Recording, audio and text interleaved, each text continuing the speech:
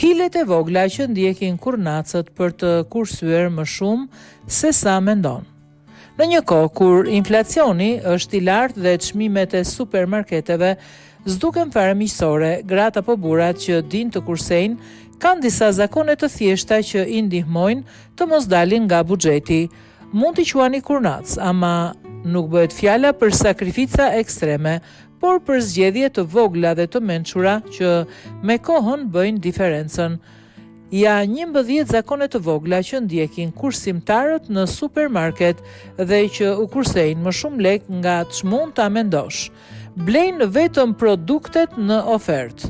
Nëse nuk është në ofertë, nuk hyn në shport. Kursimtarët ndjekin me kujdes uljet, përdorin karta klienti, kupona apo aplikacione që tregojnë ofertat më të fundit.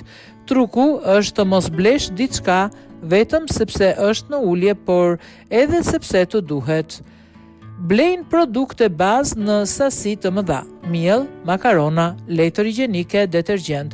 Të gjitha këto mund të blihen njëherësh në sasi të mëdha, jo vetëm që janë më lirë për njësi, por shmangin edhe blerjet impulsive. Më ka marrë malli për një tort apo sa po futesh në dyqan. Nuk hyn kur në supermarket pa listë.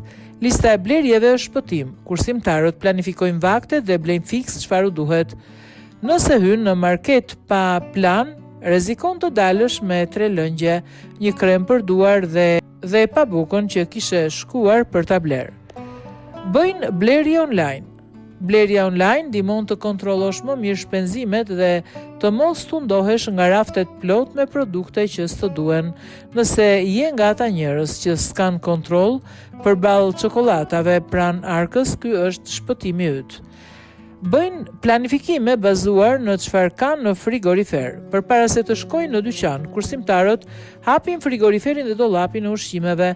Nëse ka fasule apo mish të grirë që mund të përdoret, e përfshin në menyn e javës. 0 shpërdorim, më shumë kursim. Përzgjedhin markat e supermarketit.